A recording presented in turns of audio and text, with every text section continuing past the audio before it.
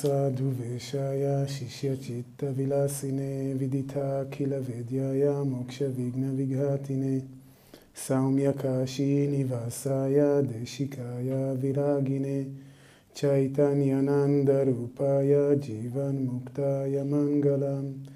Om Shanti Shanti Shanti. Om Freedom, Freedom, Freedom. Om Bolo Shri Sadgurudev Swami Shivananda Maharaj Ki Jai. Shri Sadgurudev Swami Vishnudevananda Maharaj Ki Jai. Om Namah Shivaya.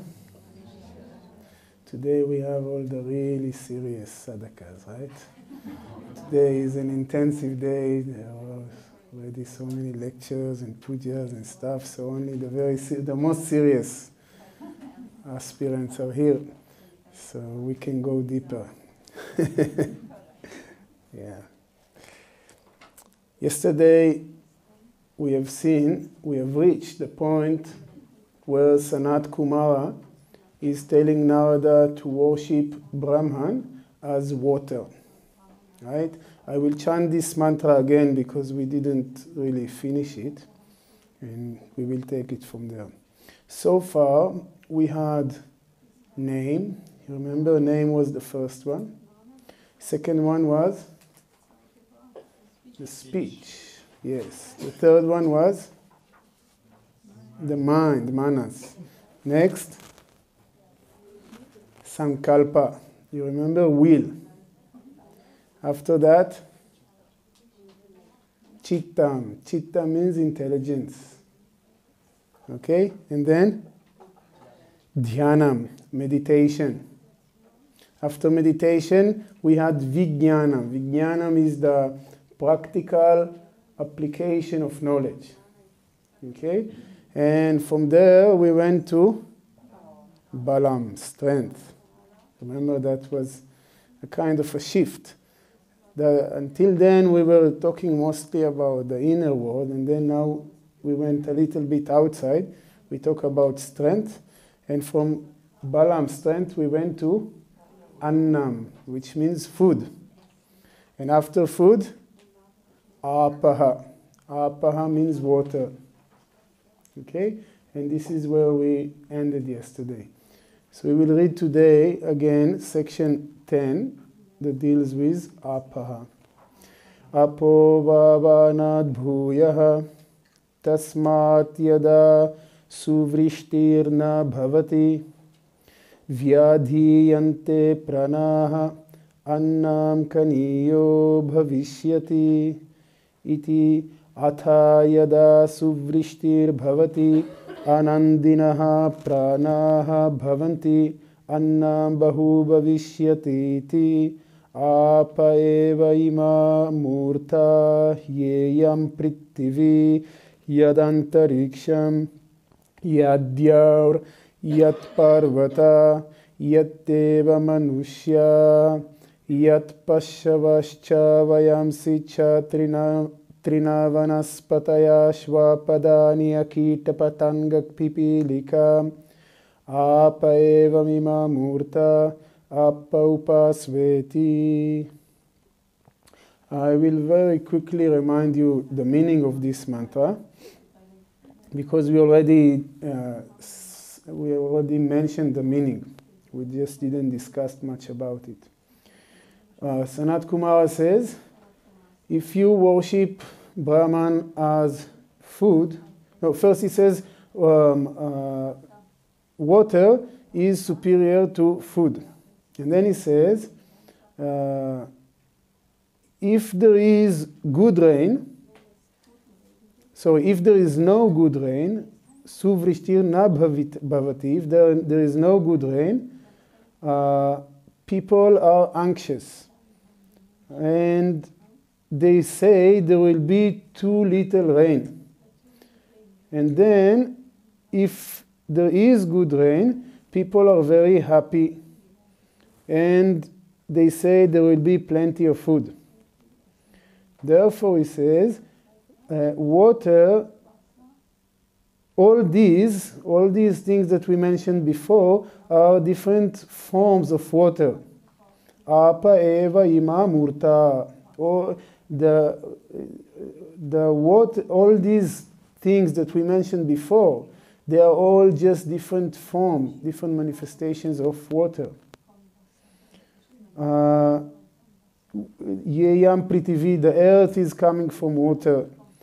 The intermediate space, the sky, the mountain, and gods and human beings are all different manifestations, different forms of water. Also, animals, birds, creepers, trees, and insects are different forms of water. Apa eva ima murta. These are all different modifications of water. Therefore, it says Appa upas veti. Okay? Yesterday we already seen this translation. Now, here what he says water is superior to food because water is the support of life, even more than food. When we take food as food, and not yesterday we took food in a very general term, right? We said every intake is a form of food. But when you compare the generally understanding of the word food with water, water is indeed more important. Water is the life. There is without, when we look for life on another planet, what we are looking for? Water, right? Scientists, they're always looking to find any planet that there is water. Why? Because water supports life. They are not looking to see if there is any bread or cheeseburger. They are looking for water, right? Because water is the support for life. Life is coming out of water. So in this sense, water is more basic, and it is, yesterday when we talk about food, you remember we said if you don't eat for 10 days, you are not able to see, not able to hear, not able to think, and all this. But with water is coming even faster, right? If you don't eat but you drink, you are okay for a longer time. But if you don't drink, you cannot last long because water is more essential. So in this sense, he says water is more important, and therefore worship Brahman as water is superior to worshipping Brahman as food. And then he says, not only that, if you look around and you see the mountains and the people and the devas and all these, they are just water. And yesterday we mentioned the well-known fact that we are 70 or whatever % of water. It is all water everywhere. So we see, in a way, that water is the essence of things. Right? When we look at objects, we see that water, in a sense, is their essence. Now, when we look for Brahman, when we look for ultimate reality, what are we actually looking for? We are looking for our own essence. This is what we are searching. What is the essence? So here we can say that water is contributing to our search, that in the same way that water is the essence of things, like he mentions here, Brahman is the essence of everything. What is that Brahman that the Vedas keep speaking about all the time? Brahman is the ultimate reality. What is the meaning of ultimate reality? It means that which alone exists is Brahman. Now, can we appreciate it to say that which alone exists? It really means that nothing else exists. If there is one thing that exists, and that alone exists, it means that nothing else exists. And this is what the Vedas say. There is only one thing which really exists. And everything else is just an appearance. What is the definition of existence, of that which exists? Lord Krishna in the Bhagavad Gita in chapter 2, verse 16 is giving a very beautiful definition. Na sato vidyate bhavo, na bhavo vidyate sataha, ubhayorapi drishton tatvanayos tattvadarshibhihi. Na asato vidyate bhavaha.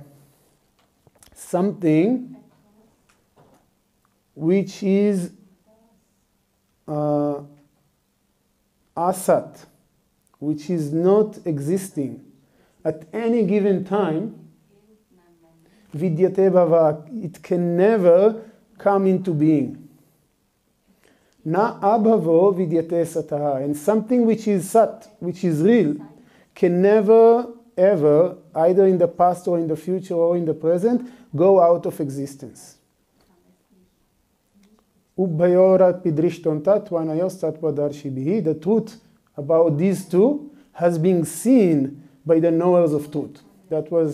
This is what Krishna says. Now, if we think about it, it is very difficult to accept. Very difficult. What he says, let's take something else.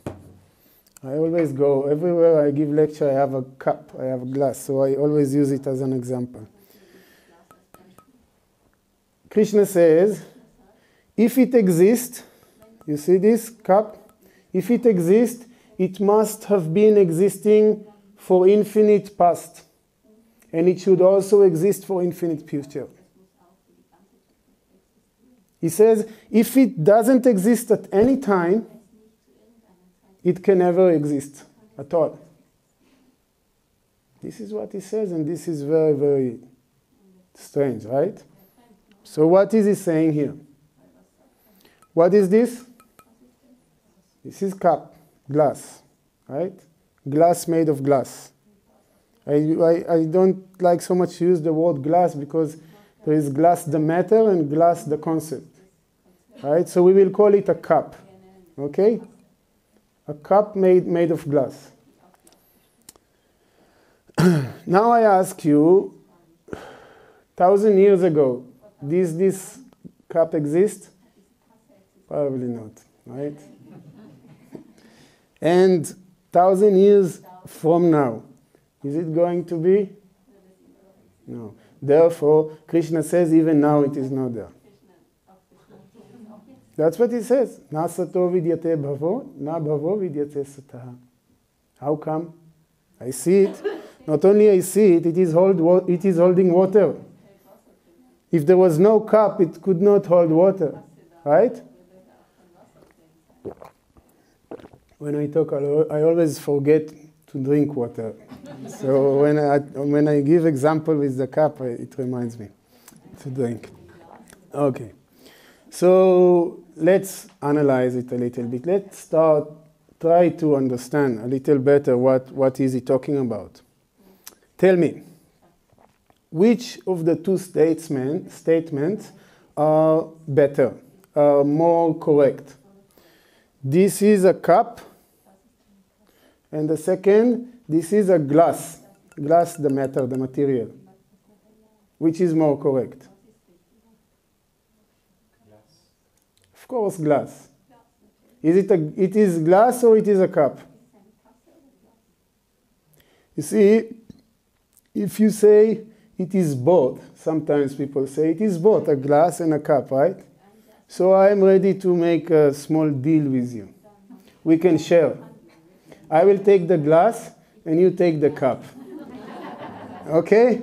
I'm very generous. You take the cup, it's yours. I will take the glass. What are you left with? Nothing, right? Because what is a cup? It's just a name given to a certain form of glass. Right? So, cup is a name and form. Is a name given to a particular form of glass. But truly speaking, there is only glass here. Even as I see it, even as I'm holding it, even as I'm drinking water from it, there is no cup here. Cup is an idea. There are no mosquitoes here. But suppose there was a mosquito and it was landing here. Will the mosquito say, I am sitting now on a cup? No, for the mosquito there is no cup. A cup is an idea here, in my mind. It is not something outside there. Outside there is only glass.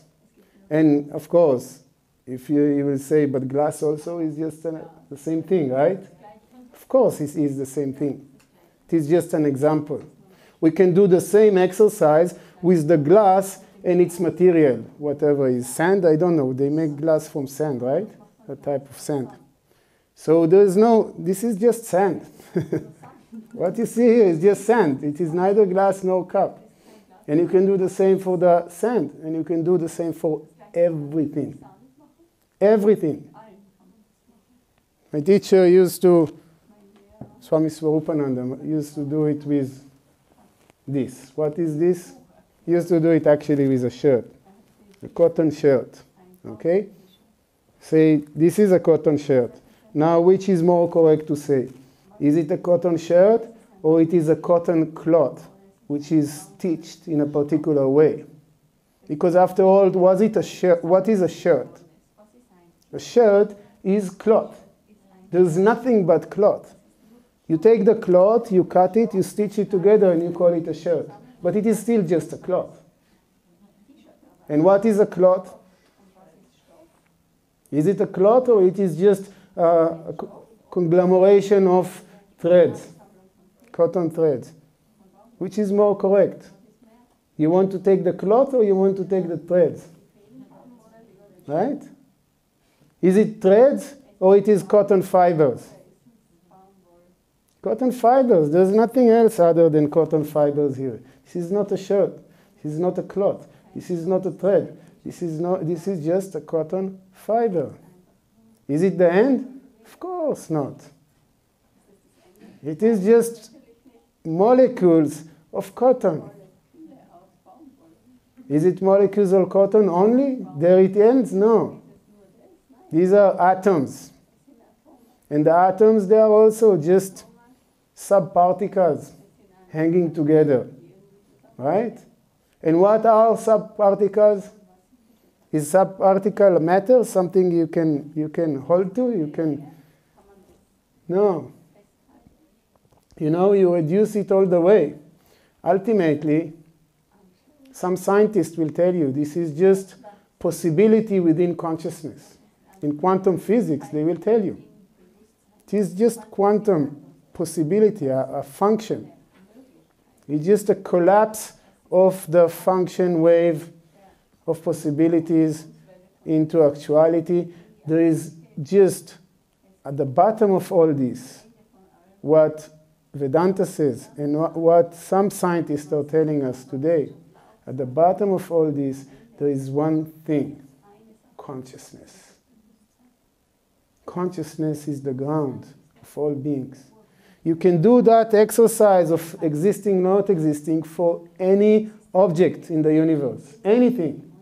You take whatever you want, either the external universe or the internal universe, even inside you. Everything you can see, you can observe. You can do the same exercise and you will see it is not there. It is just an appearance of something else. Just as the cup is an appearance of glass, just as the shirt is an appearance of cotton cloth. Everything is an appearance of something else, and therefore it is not there as you see it. Truly speaking, it is not there as you see it. It is functional. You see, if I say I will never drink water again because there is no cup here, that will be foolish. Yeah, we are not talking here about practical living.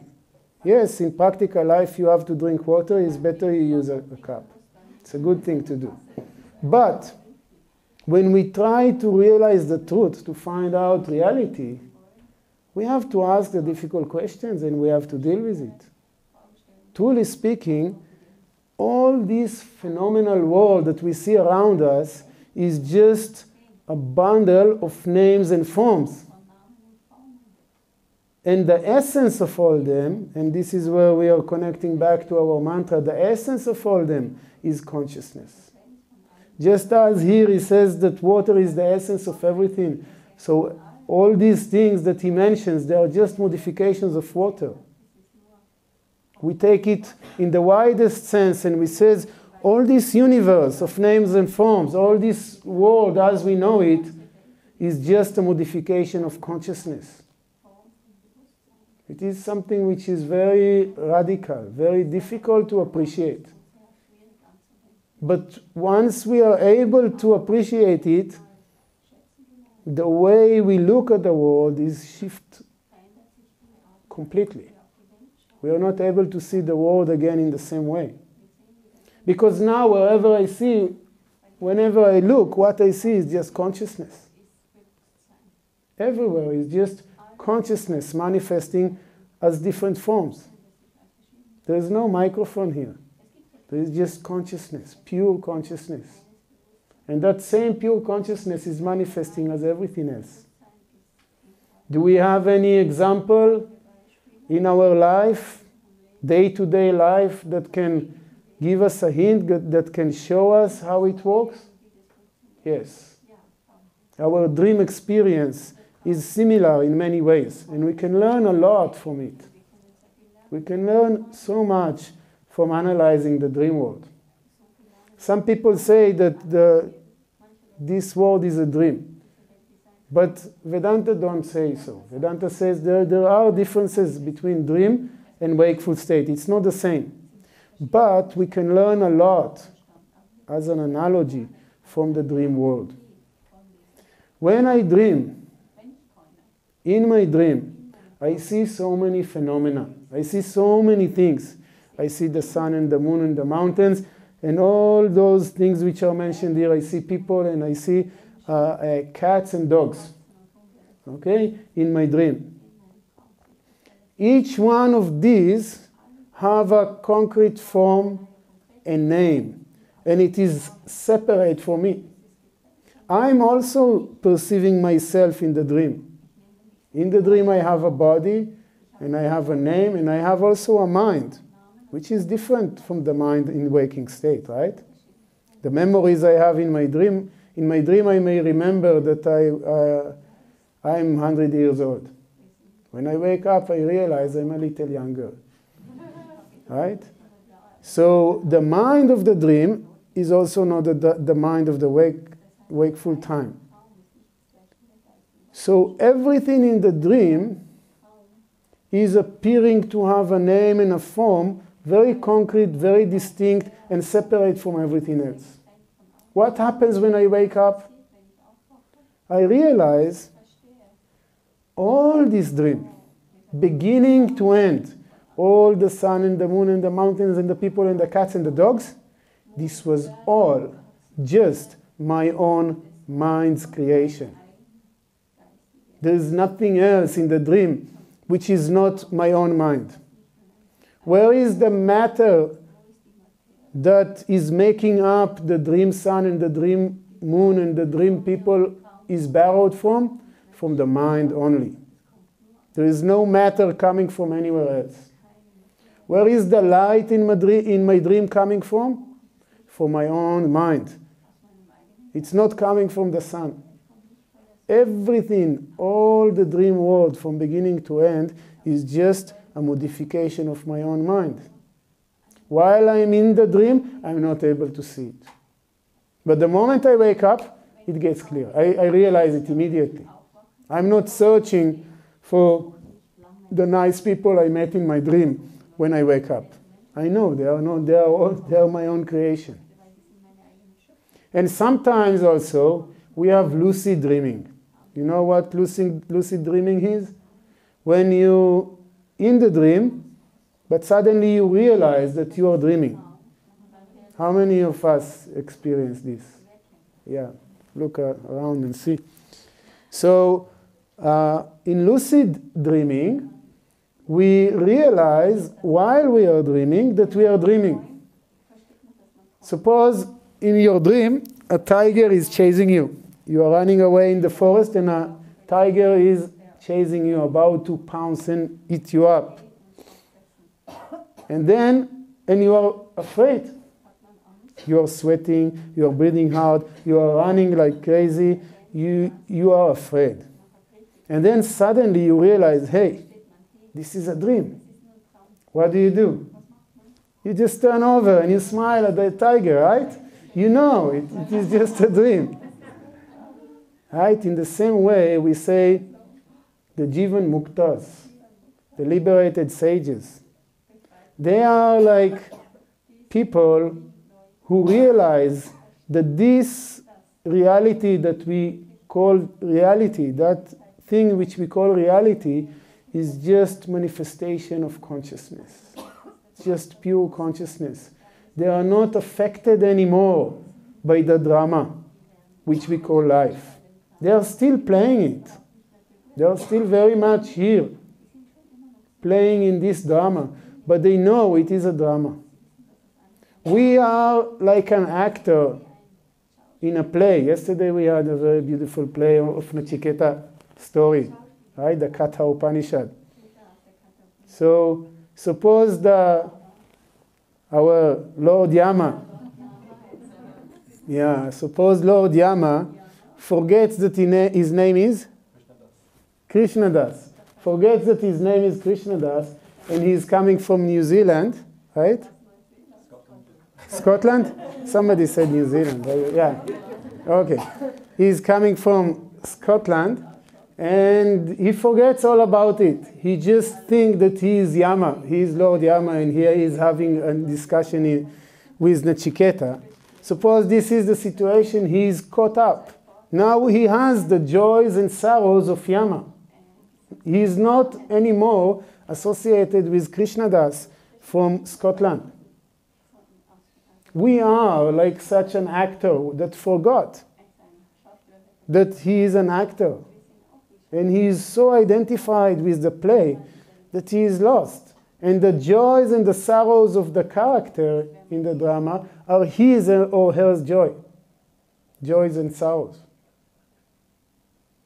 So somebody has to come and whisper in our ears, hey, you are an actor. This is a drama. Wake up. This is what realization is all about. To realize that all this drama is just manifestation of pure consciousness. Pure consciousness is the essence of everything, is the ground of all being. When Narada came to Sanat Kumara, he says, I have heard from people like you the sentence, Tarati Shokam Atmavit, a person who realizes the self, Atmavit, the knower of the self. Tarati Shoka is crossing beyond suffering. Why a person who knows the self crosses beyond suffering? Because all our sufferings are associated with our ignorance that causes us to identify with the body and the mind. What is our suffering? Just look at your sufferings, your problems. Either it is physical problem or it is mental problem. That's it. There's nothing else. Either it is coming here in the physical, you have some physical pain, you don't have a leg, you don't have an eye, something like this. This is a pain. This is a suffering. Or you have some mental suffering. You have stress, you have anxiety, you have depression, you have all kinds of mental suffering. These are the sufferings, physical and mental. When you become an Atmavid, when you become a knower of Atman, you realize I'm not the body, I'm not the mind. Then the sorrows of the body and the sorrows of the mind are not your sorrows, are not your pains. You see? It is not that a realized person have only fun experiences. He meets only nice people and he is having a good time all his life. This is not the teaching. The experiences of a realized person are the same experiences that we have. Some people are nice to him, some people are not so nice. Sometimes what he's doing is successful, sometimes what he's doing is not successful. All the joys and sorrows that come to us are coming to him also. But he knows better. He knows that this is not my sorrows, these are not my pains. I am the immortal self. So how can this pain touch me? We are so engrossed, so identified with the physical body and the mind that we cannot even imagine how can there be suffering mind and body without the sense of I am suffering. This is my pain. You understand the point? We are so much attached to the body and the mind that whenever a pain comes in the body or in the mind, we feel so strongly, this is my pain. I have a pain.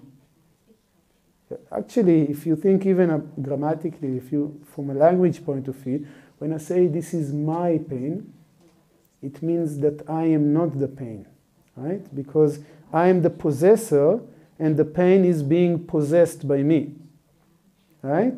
When I say this is my pain, there is I and there is the pain. But we don't realize it. Actually, when I say I have a pain, I really think I pain. Yeah, I'm identifying with the pain so much. But a self-realized person, we cannot say even in his case, because when you say his case, you have to ask, who is him? Who is that? But there is nobody there. There is no ego there to feel I am this body or I am this mind. The Vedas say, Brahmavid Brahmaiva Bhavati. Brahmavid Brahmaiva Bhavati. There is no such a thing as a knower of Brahman. There is only Brahman. Once you realize the truth, there is no egoity, there is no sense, I am Mr. Swami Kashi, and I'm sitting here on the pod and talking to a bunch of nice people. This is not the sense of a person who knows the truth. There is no any personality there. Actually, the ego, the sense of I am something, I am somebody, is completely gone. There is no personality there in this sense. People ask, is Swami Shivananda a realized being? We say yes, he's a realized being. But then you think about it. Who is that Swami Shivananda who is realized? Is it the body which is realized? The body that looks like this, that is realized? No, the body is not realized. What about the mind? Is it the mind called Swami Shivananda which is realized? The realization is that I am not the body and I am not the mind. Then who is the realized? The self? Yes, it is the self. But is there a Swami Shivananda's self and Swami Vishnu's self and myself? No, according to Vedanta, there is only one self. So who is that Swami Shivananda who is realized? The truth is, only from the point of view of the ignorant person, there is a realized person. From the point of view of the realized person, where is a realized and where there is ignorant? That doesn't exist. There is only one pure consciousness. There are appearances. There are appearances of ignorant people. There are appearances of people of knowledge. But truly, there is only consciousness. The ego must go completely. That sense of identification must go. And this is very scary. Very scary. Swami Chaitanyananda used to say, are you ready to commit a total suicide? He said, killing the body is not a suicide, it's a stupid suicide. Yeah, killing the body is stupid because you're just losing the vehicle that can help you achieve something. But killing the ego, this is the real suicide. And if you sit quiet and think about it, this is scary. It is really scary. I'm not just saying. You have to give up every idea you have about yourself. You have to give up every type of identification, every type of attachment, every type of a thought that you have regarding yourself has to go. Are you ready to give up this idea, I am Mr. So-and-so, living in such a place, I am the son of so-and-so, and these are my kids. Are you ready to give up this sense? Because until then, there is no realization, there is ego, there is identification. Everything has to go for realization. It is very, very elevated, very special, very rare to find such a person. Such a person who is totally giving up the ego is very rare to find. So we talked about all this because of water. Yeah. You see, water is very important. And now Sanat Kumara says, Sayo apo brahmeti upaste. One who is worshipping Brahman as water. Apnoti sarvan kaman triptivan bhavati. Yavatapam gatam tatra seyatha kamacharo bhavati. Yo apo brahmeti upaste. Asti bhagavo adbhyo bhuyaiti. Adbhyo vava bhuyo asti iti. Tanme bhagavan bravitu iti. Iti dashama khandaha. Such a person who worships Brahman as apaha, as water, apnoti sarvan kaman,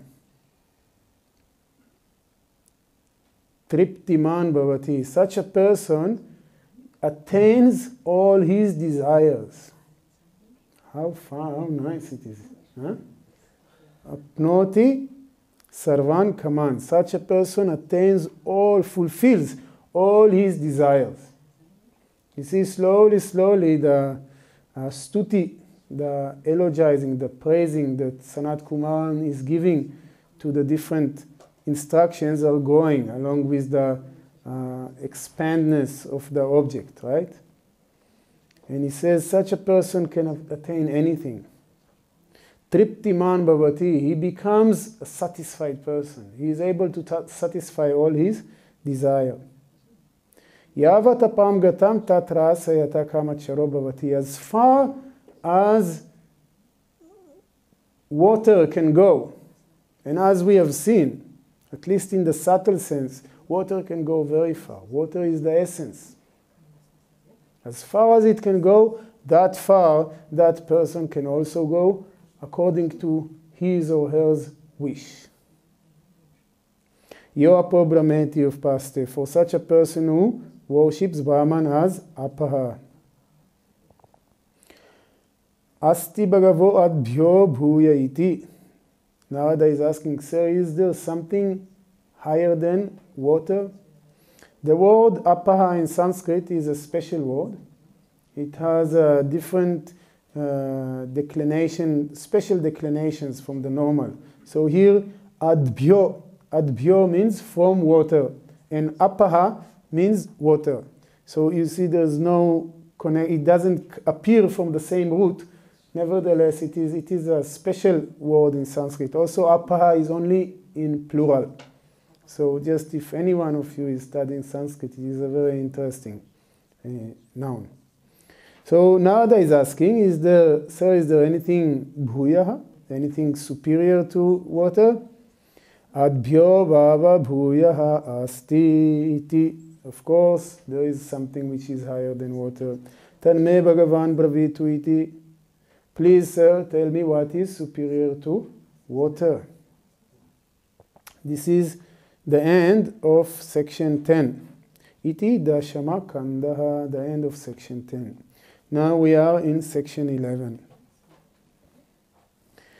Tejo bhavadbhyo bhuyaha tadva etadvayum agrihya kashamabhittapati tadahuhu nishochati nitapati nirshishyati va iti teja eva tatpurvam darshayitva apaha srijate tadetad urdvabhischa tirashchibhischa vidyutbhihi ahradascharanti tasmat ahuhu vidyotate stanayati varshayishyati va iti teja eva tatpurvam darshayitva atha pasrijate teja upasveti.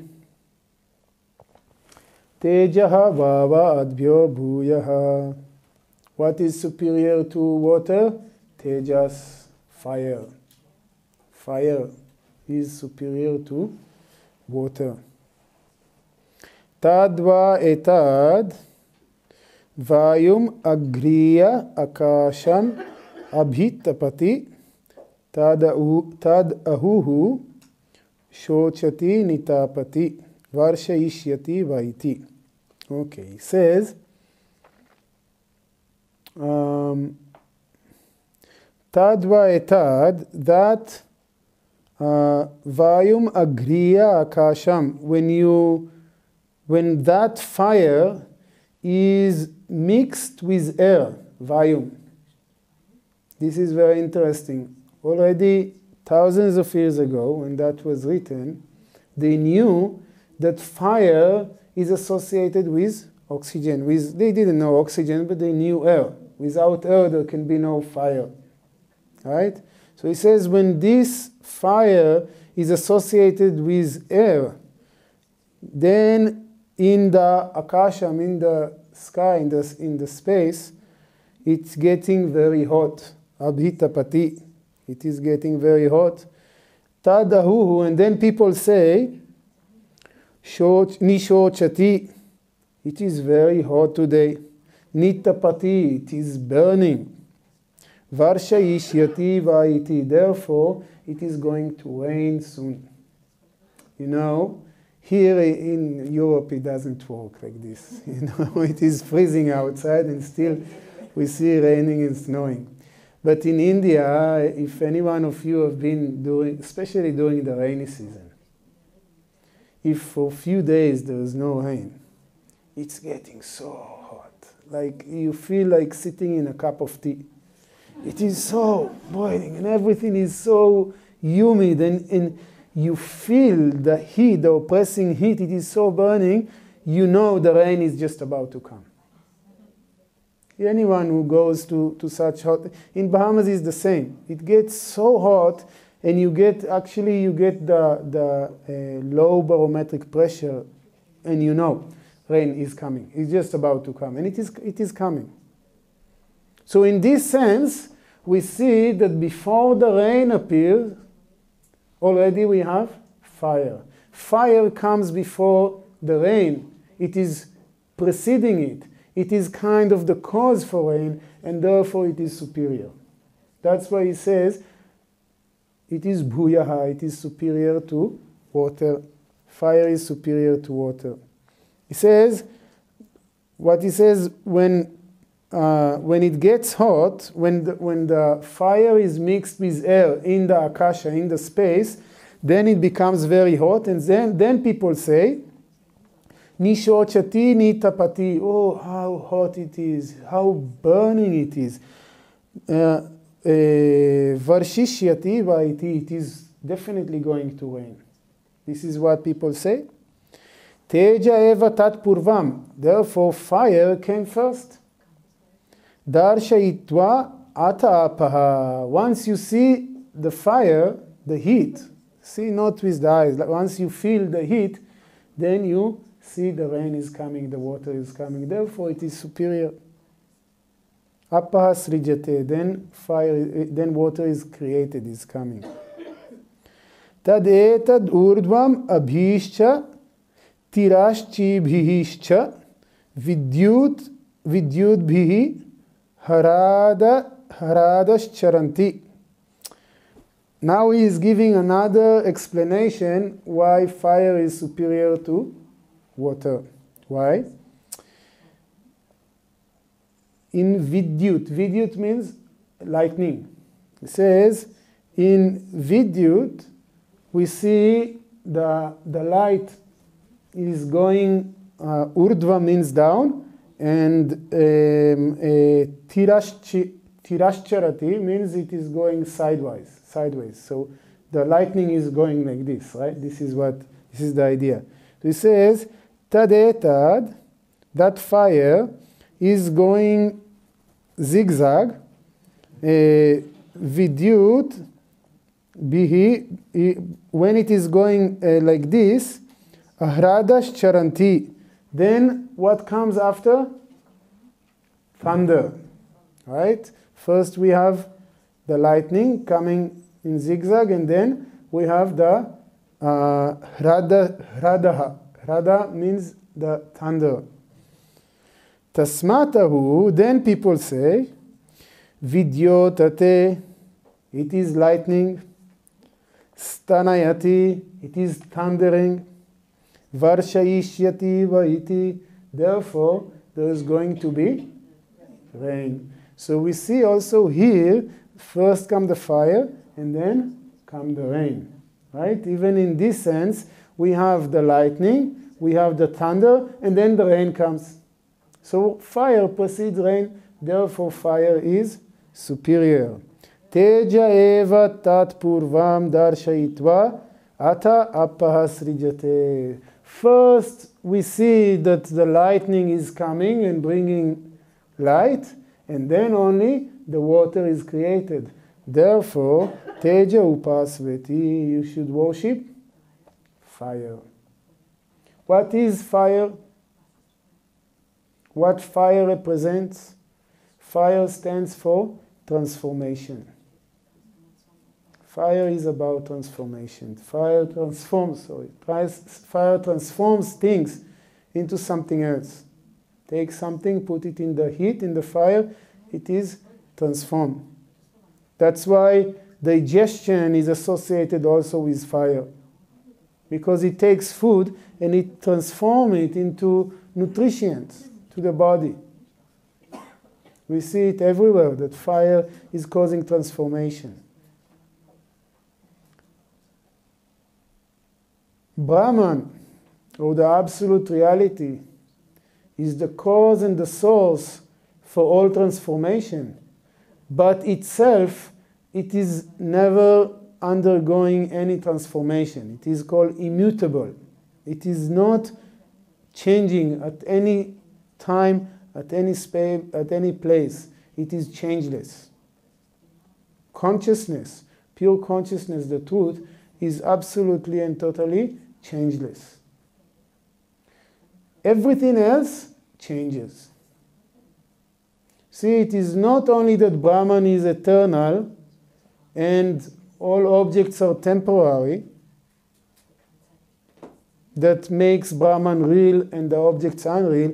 It is also that Brahman is changeless and every object is changing.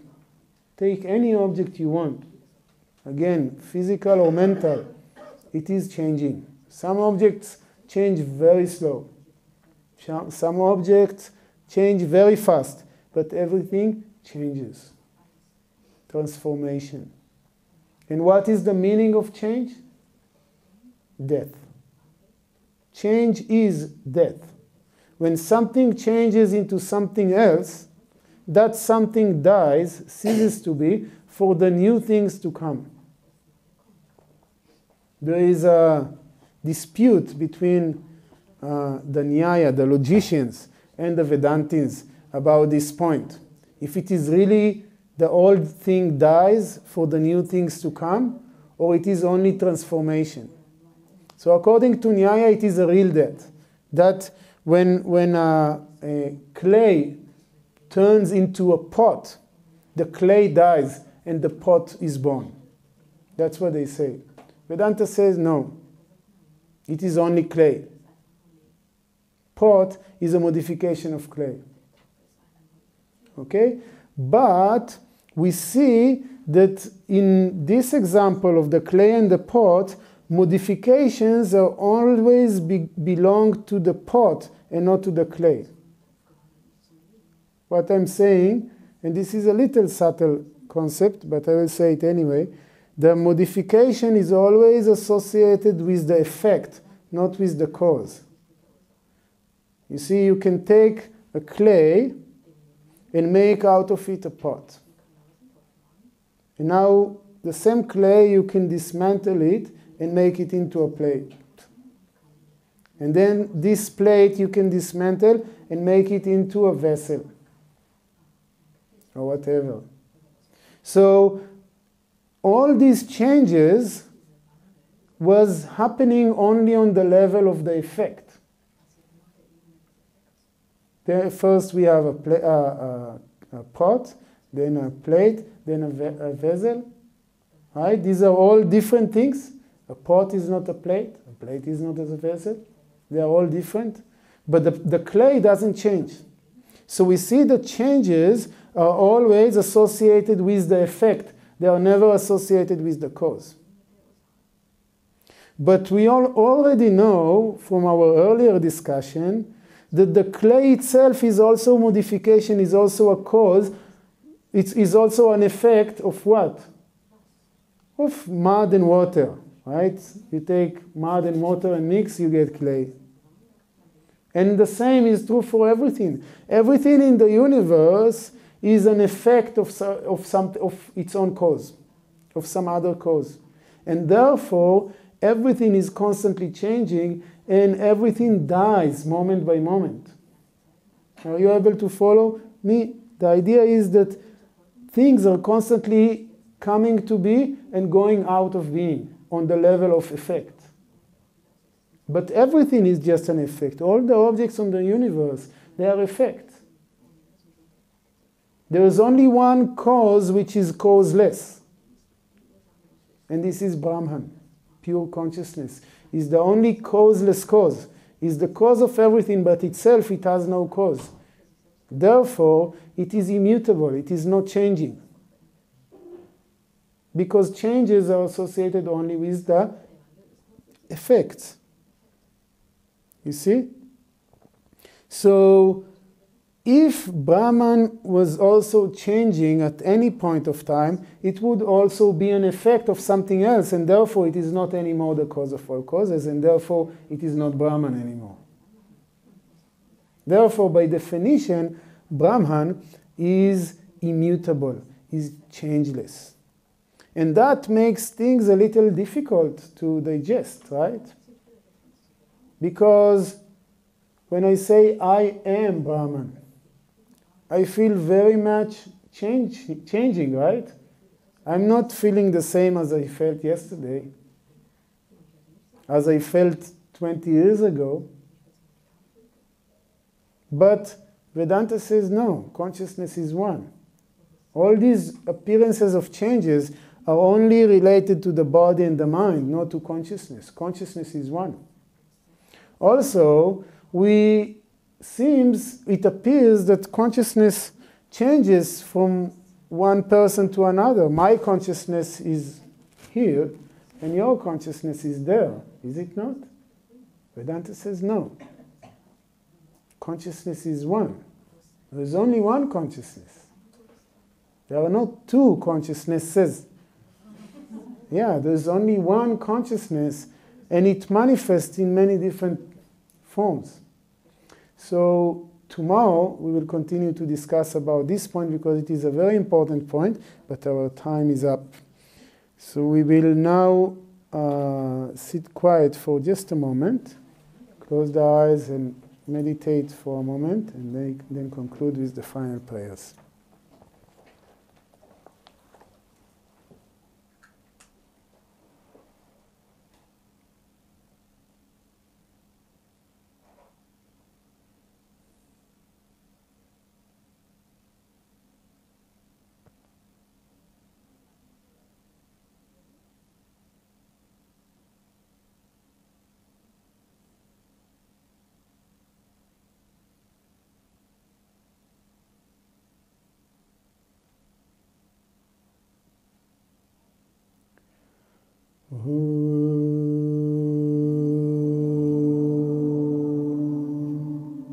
asato ma sadgamaya tamaso ma jyotirgamaya mrityorma mritam gamaya. Om Purnamada Purnamidam Purnat Purnamudachyate Purnasya Purnamadaya Purnameva Vashishyate. Om Shanti Shanti Shanti. Om Frieden Frieden Frieden. Om Bolo Shri Sadgurudev Swami Shivananda Maharaj Ki Jai. Shri Sadgurudev Swami Vishwadevananda Maharaj Ki Jai. Om Namah Shivaya. Hari Om Tat Sat.